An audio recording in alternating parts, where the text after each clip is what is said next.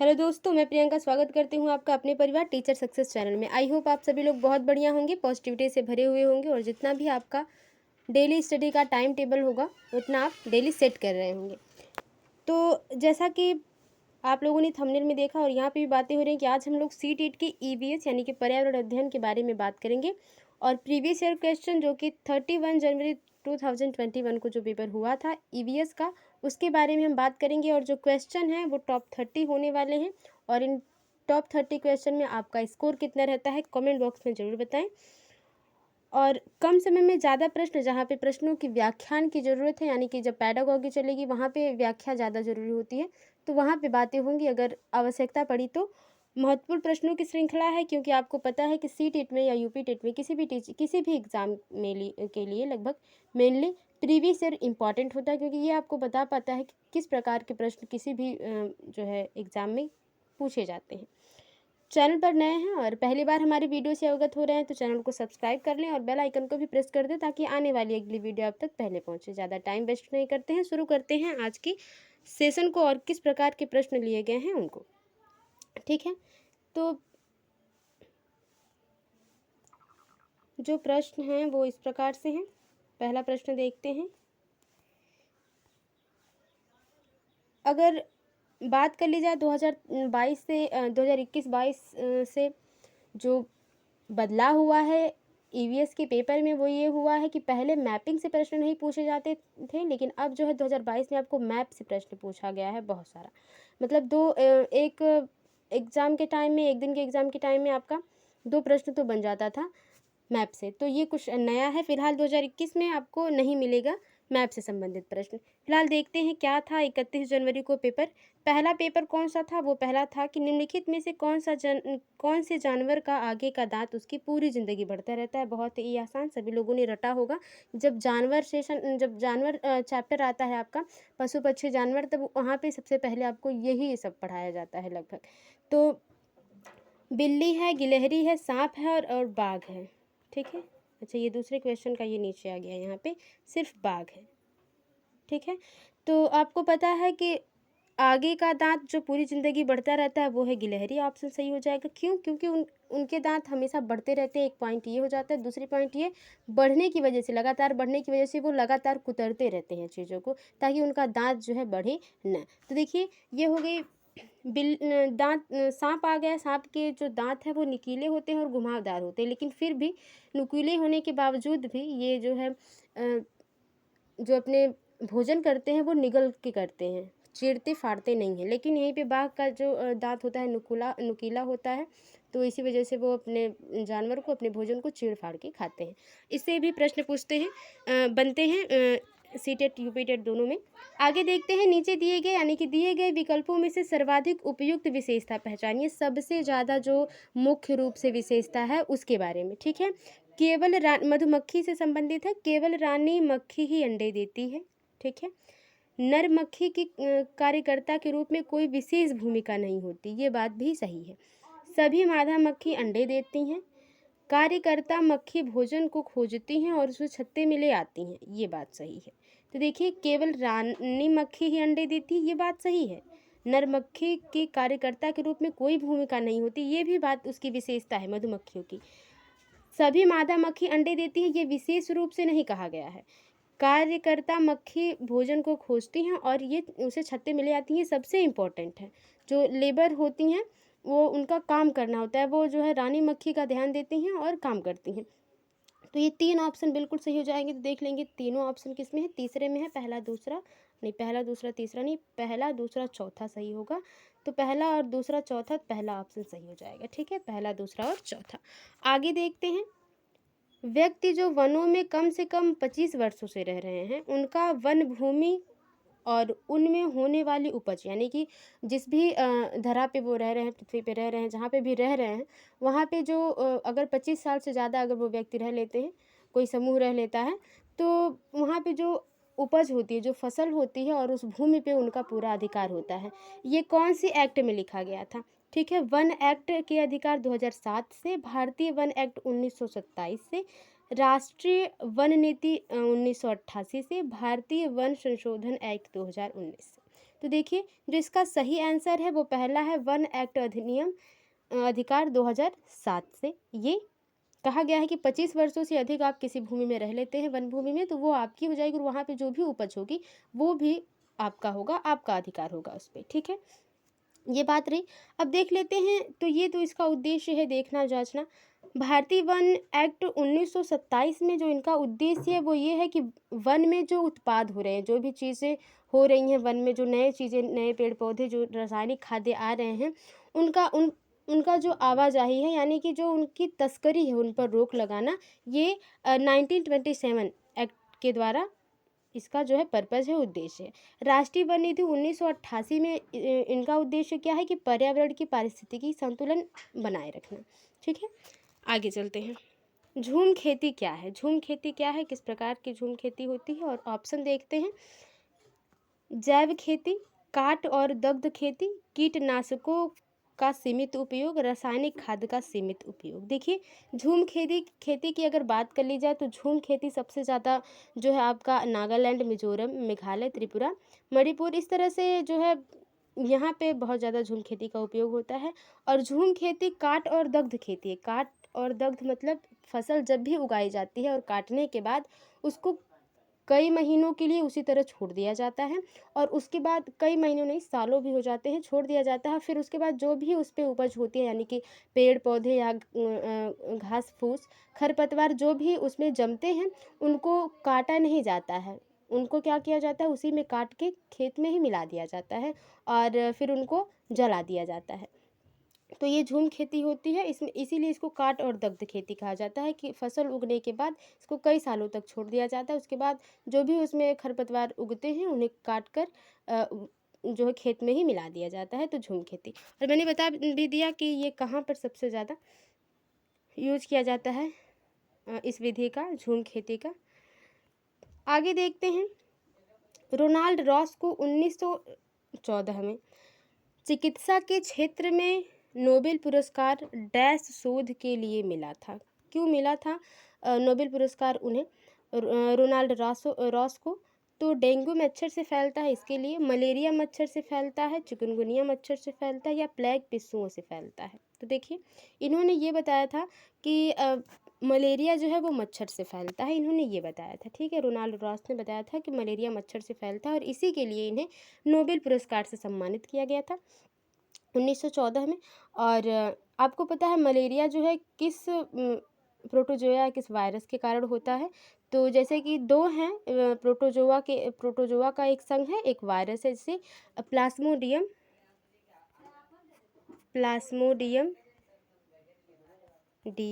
और vivax, Plasmodium vivax और एक प्लाज्मोडियम पाल्सीफेरस होता है। प्लाज्मोडियम विवैक्स और प्लाज्मोडियम पाल्सीफेरस होता है। तो प्लाज्मोडियम पाल्सीफेरस एक वायरस है और ये दोनों प्लाज्मोडियम जो है प्रोटोजोआ के एक संघ है। ये जब आप हाई स्कूल में रहे होंगे, इंटर में खासकर जब पढ़ाया जाता है तो प्रोटोजोआ संघ पढ़ाया जाता है और बहुत अच्छे से पढ़ाया जाता है। 9th से ही इसकी शुरुआत हो जाती है, अगर आपने जूलॉजी पढ़ी होगी, बायोलॉजी पढ़ी होगी तो। देखिए आगे देखते हैं। सिनकोना पेड़ के किस भाग का उपयोग मलेरिया के उपचार के लिए किया जाता है? बहुत मतलब सदाबहार प्रश्न है ये, हमेशा पूछे जाते हैं पर्यावरण अध्ययन में। तो जड़, छाल, पत्ते और बीज। 6 के सही आंसर की बात कर ली जाए तो छाल, सिनकोना पेड़ से छाल निकाली गई, ठीक है, और उसको क्या कहते हैं? कुनैन कहते हैं, कुनैन। तो कुनैन की दवा से ही क्या मलेरिया, जब बहुत पुराने समय में मलेरिया शुरुआत हुई थी इसकी, जैसे कोरोना वायरस का हुआ था तो इसका कोई इलाज तो नहीं मिल रहा था, तो उसी तरह से जब मलेरिया हुआ, बहुत ज़्यादा नुकसान हुआ, उस टाइम में जो है सिनकोना पेड़ जो केरल में होता है, सिनकोना पेड़ सर्वाधिक कहाँ है? केरल में पाया जाता है, तो यहाँ पर उसकी छाल से कुनैन दवा बनाई गई थी। आगे देखते हैं। सांप के जहरीले दांतों को क्या कहा जाता है? कसक, विषदंत, कृंतक, सल्क। तो आपको पता है बहुत ही आसान है, सांप के जहरीले दांतों ये प्रीवियस ईयर क्वेश्चन अभी भी रिपीट होते हैं, ऐसा कि नहीं रिपीट नहीं होता, बहुत बार रिपीटेड क्वेश्चन है ये।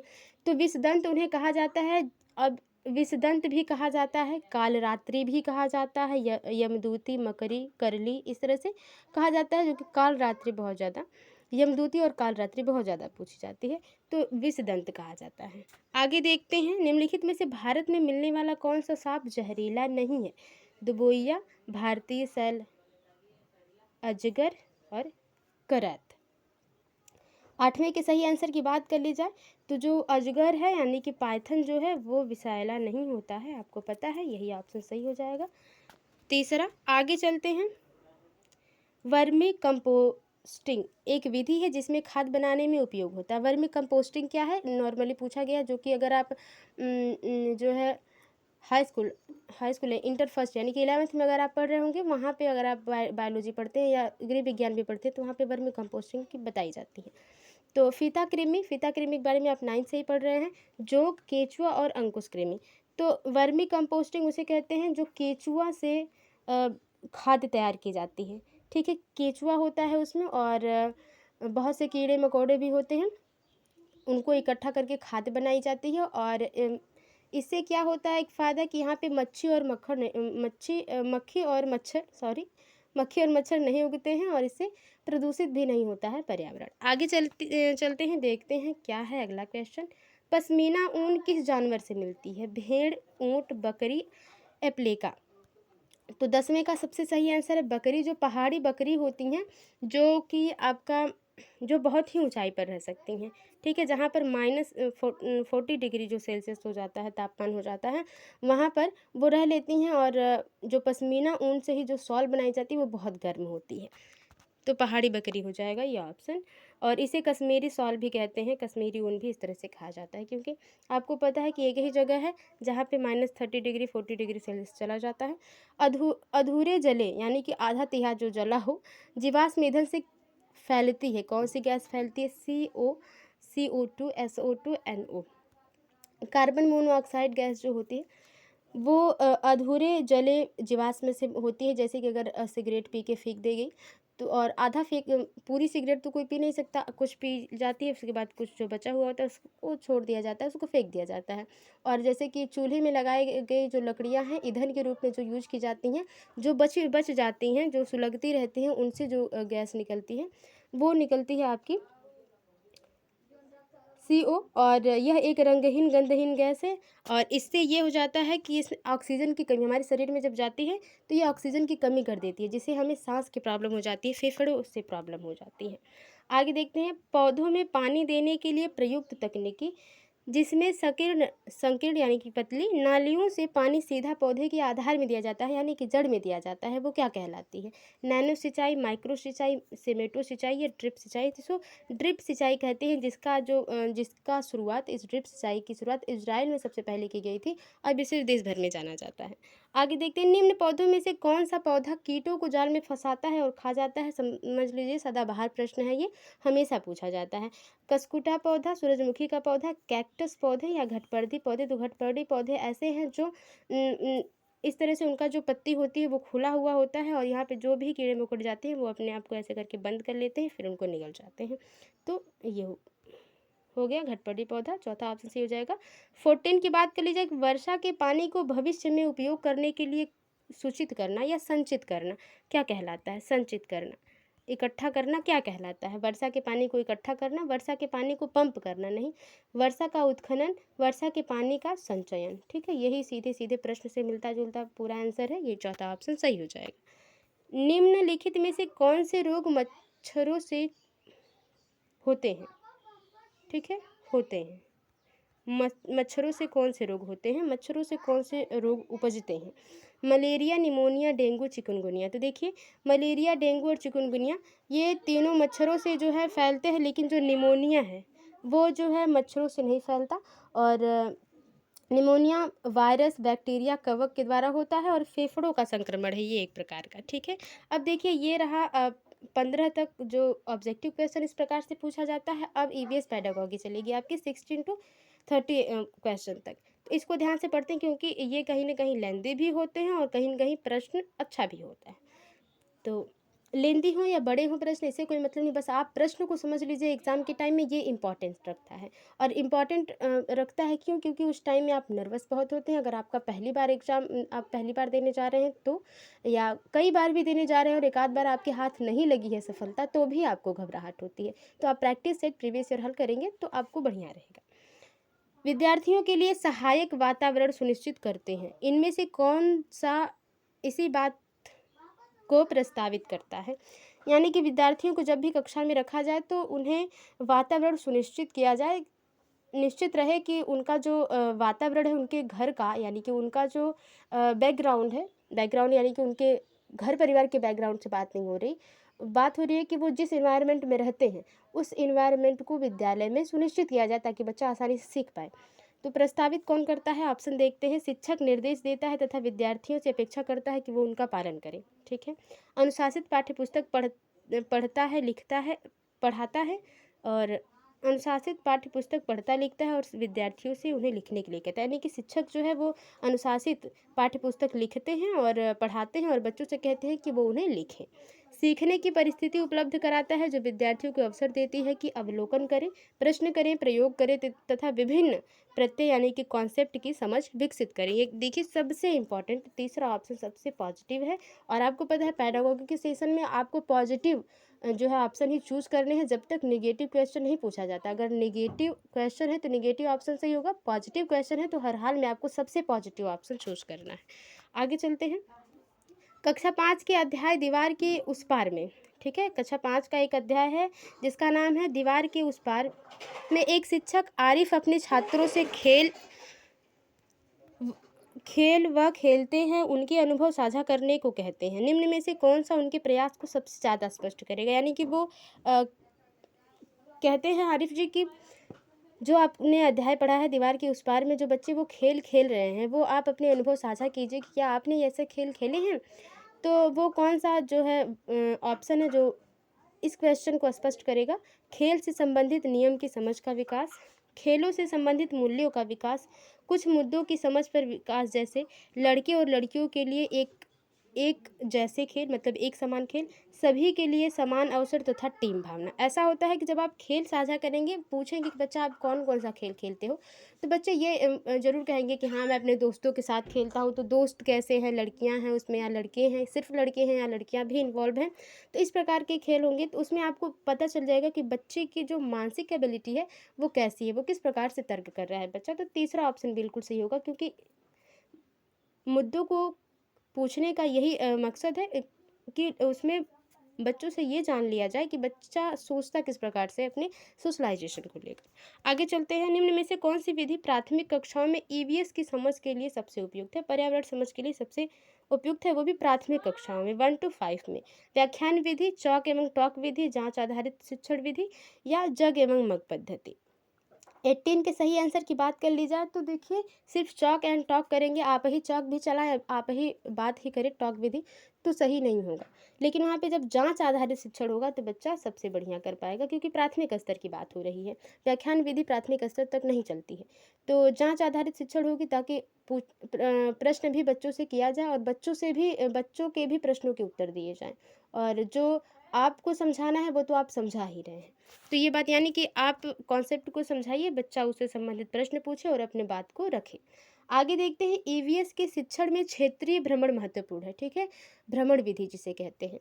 तो ईवीएस के शिक्षण में क्षेत्रीय भ्रमण महत्वपूर्ण है। निम्न प्रकार के लिए सही है। निम्नलिखित में से कौन सा प्रकार सही है? योजना एवं प्रतिपुष्टि क्रियाकलाप के साथ स्कूल के नज़दीकी किसी स्थान पे जाना। ये सबसे बढ़िया लग रहा है, क्योंकि दूर तो आप लेके जाएंगे नहीं, दूर दराज जाना नहीं है, किसी नज़दीकी स्थान पे जाएंगे लेकिन आपका उद्देश्य ही नहीं है, पता ही नहीं है कि क्यों जा रहे हैं घूमने, तो कोई मतलब नहीं, अपनी पसंद की जगह पर जाना।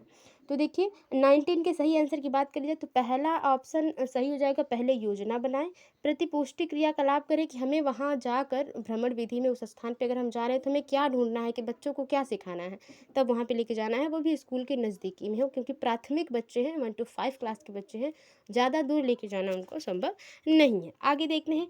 एक ईवीएस, देखिए टीवीएस आ गया, ठीक है, ईवीएस किस कंपनी का प्रचार होने लगा है।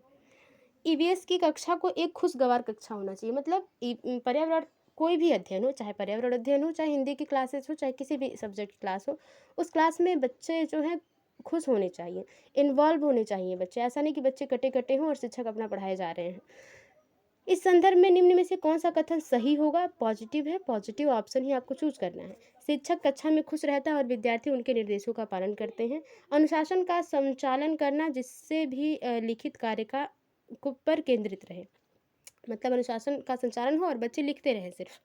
अवलोकन, अन्वेषण, प्रश्न पूछना तथा क्रियाकलाप। देखिए, अवलोकन यानी कि बच्चा ऑब्जर्व करे चीज़ों को, प्रयोग करे, करके सीखे, प्रश्न पूछे। तो सबसे बढ़िया तो यही आ गया, 4 जो पॉजिटिव वर्ड आ गए हैं, अवलोकन, अन्वेषण, प्रश्न पूछना और क्रियाकलाप करना, करके सीखना, सबसे बढ़िया है। तो तीसरा ऑप्शन बिल्कुल सही हो जाता है और कहीं जाने की ज़रूरत नहीं। आगे देखते हैं, बच्चों में विश्लेषणात्मक विचार विकसित करने के लिए वंश वृक्ष एक उपयोगी उपकरण है। ठीक है, यह संयुक्त परिवार, वंश वृक्ष मतलब एक पौधा होता है और उसमें सभी जो है अपने घर के सदस्यों की फोटो चिपकाना। ठीक है, वही। यह संयुक्त परिवार उनके संबंधों के बारे में है, यानी कि जो संयुक्त संयुक्त परिवार है, बिग फैमिली जिसे आप कहते हैं, जिसमें दादा दादी, चाचा चाची, उनके बाल बच्चे और अपने पापा और हम लोग भी उसमें होते हैं। तो संयुक्त परिवार के लिए यह केवल केवल जिस भी लाइन में आता है वो लाइन गलत है, वो ऑप्शन ही नहीं चूज करना है। केवल दादा दादी नाना नानी तो सही नहीं है। यह अनेक पीढ़ियों से परिवारों के सदस्यों के आपसी संबंधों के बारे में है, चौथा ऑप्शन बिल्कुल सही हो जाता है। आगे देखते हैं, ईवीएस में आकलन का संकेतक है। आकलन मतलब बच्चों के बारे में जानना, मूल्यांकन करना कि बच्चे ने कितना सीखा है या और कितना सिखाना बाकी है बच्चे को। तो चर्चा करना, स्मरण करना, कथन देना, सूची बनाना। तो प्राथमिक स्तर पे बच्चे हैं, 1 to 5 क्लास के बच्चे हैं। ईवीएस के आकलन का सबसे बढ़िया तरीका है कि आप चर्चा करें। अगर वो समूह चर्चा हो यानी कि ग्रुप डिस्कशन हो तो सबसे बढ़िया है। तो पहला ऑप्शन बिल्कुल सही हो जाता है। आगे देखते हैं, कक्षा 3 के विषय मानचित्र के अंतर्गत कौन सा क्रियाकलाप छात्रों के लिए सबसे उपयुक्त होगा। उनसे अपने घर का एक रेखा चित्र बनाने को कहें। मानचित्र के अंतर्गत आपको बताना है, पढ़ाना है। तो बच्चों को तो ऐसा कुछ कहेंगे जिससे बच्चे डेली परिचित हों और वो अच्छे तरीके से उसको जान रहे हों, समझ रहे हों। उनसे उनके घर से स्कूल का रास्ता अंकित करने को कहना, मतलब घर से लेके स्कूल तक का मानचित्र बनाना। ठीक है, उनसे अपनी कक्षा का चित्र बनाने को कहना, उनसे आस-पास पड़ोस की रेखा चित्र। सबसे बढ़िया है कि वो सबसे ज़्यादा परिचित कहाँ होंगे, अपने घर से लेके स्कूल तक जो रास्ता जाते हैं, जिस रास्ते से वो जाते हैं उससे सबसे ज़्यादा वो परिचित होंगे। तो दूसरा ऑप्शन बिल्कुल सही हो जाएगा। आगे देखते हैं, एक शिक्षक को कक्षा 1, ठीक है, कक्षा 1 के विद्यार्थियों को पशु का उपथीम पढ़ाना है, पशुओं का उपथीम पढ़ाना है। निम्न में से कौन सी युक्ति इस विषय को विद्यार्थियों तक संपादित करने के लिए सबसे उपयुक्त होगी। विद्यार्थियों से कहें कि वह जानवरों की सूची बनाएं, विद्यार्थियों को जानवरों के नाम बताएं, विद्यार्थियों को चिड़ियाघर के भ्रमण पर ले जाकर प्रत्यक्ष अनुभव कराएं। देखिए, भ्रमण विधि सबसे इंपॉर्टेंट है, तो इम्पॉर्टेंट है। 3 वाला ऑप्शन बिल्कुल सही हो जाता है। आगे देखते हैं, डॉक्टर ब्यूमॉन्ट के प्रयोग विद्यार्थियों को वैज्ञानिकों की भूमिका समझाने में सहायता करती है। नीचे लिखी वैज्ञानिक विधि को उपयुक्त क्रम में व्यवस्थित कीजिए। तो व्यवस्थित करते चलिए, परिणामों को अंकित करना और निष्कर्ष निकालना। पहले ही परिणाम कैसे मिल जाएंगे, पहले तो आपको काम करना पड़ेगा, निष्कर्ष सबसे लास्ट में होगा ना, तो होगा नहीं ये। ठीक है, परिकल्पना करें। कल्पना आप पहले करेंगे कैसे, पहले आपको देखना तो है कि कल्पना किस पे करनी है। जैसे कोई छोटा बच्चा है, अगर वो उसको टॉम और जेरी न दिखाया जाए तो वो कल्पना कर पाएगा नहीं। तो पहले ऑब्जेक्ट पता होना चाहिए कि किसके बारे में सोचना है। अब आपको मैथ का जो है इक्वेशन है नहीं दिया जाए, प्रश्न ही नहीं दिया जाए और आपको सोचने के लिए कहा जाए, तो आप क्या सोचेंगे, वही बात है। प्रश्न पूछना, पहले बच्चा जानेगा कुछ, उसके बाद प्रश्न पूछा जाएगा। अनुमान का परीक्षण करना, सबसे पहले देखिए प्रेक्षण करना होगा। ठीक है, पहले हमें टॉपिक पता चले, ऑब्जेक्ट पता चले कि हाँ हमें इस पे काम करना है, उसके बाद हमें प्रश्न पूछने का मौका मिलेगा। ठीक है, उसके बाद परिकल्पना, उसके बाद हम क्या करेंगे, कल्पना करेंगे। तीसरा ये हो जाएगा, कल्पना करेंगे। श्रेणी में लगाना है, व्यवस्थित करना है। तो पहला, दूसरा, तीसरा, परिकल्पना यानी कि कल्पना करेंगे और उसके बाद जो है, उसके बाद है कि अनुमान लगाना। फिर हम अनुमान लगाएंगे कि क्या हम जो अनुमान लगा रहे हैं वो सही है या नहीं है। उसको अनुमान लगाने के लिए हम पांचवा यानी कि चौथा अनुमान का परीक्षण करेंगे कि जो हमने अनुमान लगाया है, जो हमने कल्पना की है, क्या वो सही है या नहीं सही है। उसके बाद आपका लास्ट वाला जो बचता है वो बचता है पहला, परिकल्पना प्रस्तावित करना, बताना कि जो मेरी परिकल्पना है, जो मेरे ऑब्जेक्ट है, जो मेरे रूल्स हैं वो सबसे बढ़िया हैं, वो सिद्ध हो चुके हैं। तो ये रहा। आई होप इससे एग्ज़ाम के टाइम में आपको 1 ऐसे, 2 ऐसे, 3 ऐसे करके ऑप्शन मिलते हैं। तो इस तरह से क्रम में लगा रहेगा, आप ऑप्शन चूज कर लेंगे। चलिए अगले क्वेश्चन पे चलते हैं। विद्यार्थियों को जैव विविधता मतलब पृथ्वी पर रहने वाले जितने भी प्राणी हैं उनमें अलगाव का अनुभव देने के लिए कौन सी युक्ति ठीक है। पक्षियों की प्रजाति संबंधित पुस्तक एवं लेख पढ़ने के लिए देना, प्रवासी पक्षियों के बारे में विभिन्न लघु चलचित्र दिखाना, पक्षी अभ्यारण्य के अवलोकन के लिए ले जाना, अवलोकन यानी कि भ्रमण विधि के लिए ले जाना, पक्षी अभ्यारण्य में ले जाइए और बच्चों को कहिए खुद से चीज़ों को ढूंढे, प्रश्न आपसे पूछे और अपने कॉन्सेप्ट को क्लियर करें। आगे चलिए। आदित्य एक होनहार विद्यार्थी है। उसे लगता है कि कक्षा के शिक्षक उसकी जिज्ञासा की पूर्ति के लिए कार्य करें। उसके शिक्षक को किस प्रकार हस्तक्षेप करने की आवश्यकता है? उसे अतिरिक्त समय दें, उसे अधिक स्नेह दें। क्यों? बच्चे को स्नेह की ज़रूरत नहीं है, क्योंकि बच्चा प्रतिभाशाली है, उसको उसमें क्रिएटिविटी होगी, उस क्रिएटिविटी को आपको बढ़ाना है। उसे कक्षा के नेतृत्व के लिए मतलब कि बच्चे को आप मॉनिटर बना दीजिए।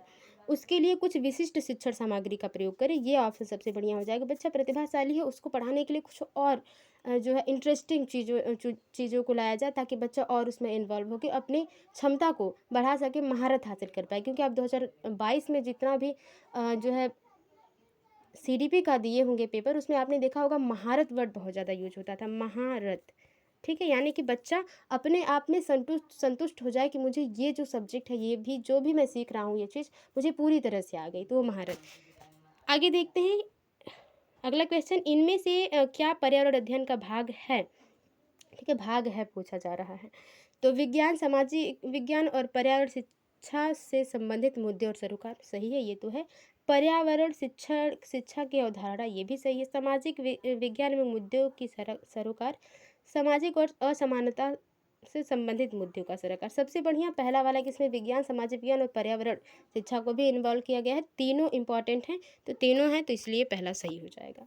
धीमी गति से लिखने वाले विद्यार्थी के लिए पर्यावरण अध्ययन में सीखने सिखाने के लिए नाटक एक उत्तम विधा मानी जाती है। यानी कि जो बच्चा अच्छे से लिख नहीं पा रहा है, उसको नाटक करके या उसको अनुकरण करके, कॉपी करके बताया जाए इमिटेशन के थ्रू, तो कौन सा कारण नाटक चुनने के लिए सबसे उचित है? पारंपरिक नाटक की विधाएं बालक के लिए विषय वस्तु से उसे जोड़ने में सरल है। सही है कि बच्चा जब देखेगा नाटक, उसको से चीज़ों को सीखता है, अनुकरण करके बच्चा अच्छे से सीखता है। पारंपरिक क्रिया के नाटक उनकी स्मृति में अधिक समय तक रहते हैं। हाँ, जैसे बच्चा टॉम एंड जेरी देखता है, तो वो जो कल्पना करता है बच्चा, वो बहुत देर तक रहता है। वो आपको सालों बाद अगर आप पूछेंगे तो उसके बारे में बता सकता है कि उस दिन टॉम जीता था या जेरी जीती थी। धीमी गति से सीखने वाले विद्यार्थी अभिनय पसंद करते हैं। ये बात सही है कि बच्चे नाटक करना पसंद करते हैं। तो 29 के सही आंसर की बात कर लीजिए, पहला और दूसरा सबसे सही हो जाएगा। ये दोनों बहुत ही इंपॉर्टेंट है, जो कि सही है। अभिनय करना सिर्फ धीमी गति से सीखने वाले ही नहीं अभिनय करना पसंद करते हैं, जो प्रतिभाशाली बच्चे हैं वो भी। अभिनय करना लगभग सबको पसंद होता है, कुछ बच्चों को छोड़कर। लास्ट और आखिरी वाला क्वेश्चन। पर्यावरण अध्ययन की पाठ्य पुस्तक विद्यार्थियों को सहायता करती है पर्यावरण अध्ययन विषय मुद्दों और सरोकारों को याद करने में। देखिए, याद करने की बात जो है वो ठीक नहीं है। पर्यावरण अध्ययन विषय के मुद्दों और सरोकारों की व्याख्या करने में, सभी संसाधनों के द्वारा ज्ञान की रचना करने में। जहाँ ज्ञान की रचना हो, जहाँ क्रिएटिविटी हो, वो ऑप्शन सही होगा। 30 का जो है तीसरा ऑप्शन सही होगा। आई होप आपको वीडियो पसंद आई होगी। वीडियो थोड़ी सी भी हेल्पफुल लगी हो, वीडियो को लाइक करें, शेयर करें, कमेंट बॉक्स में बताएं आपका स्कोर कितना रहा, और चैनल को सब्सक्राइब जरूर कर लें। मिलते हैं आपसे अगली वीडियो में, तब तक के लिए bye bye and take care, be positive, be motivated. धन्यवाद।